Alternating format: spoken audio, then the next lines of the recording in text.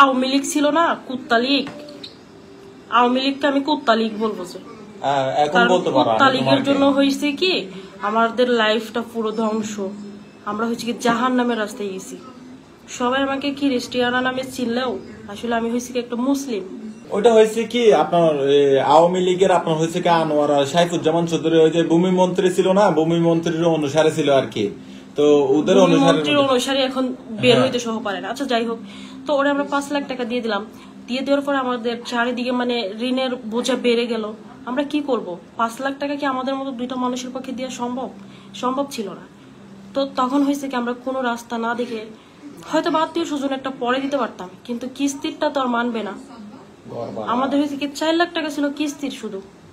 তো এখানে আমাদের বাসা ভাড়া ছিল, আমাদের নিজের খাওয়ার কথা বাদই দিলাম, কারণ আমরা তখন খাইনি। কোথায় ধরতে গেলে আমরা খাইনি। আমরা অনলি ফানি দিয়ে ওই 2 একটা সবজি আনতাম। সবজি আনার পর আমরা শুধু অনলি ফানি দিয়ে সিদ্ধ করে খাইতাম।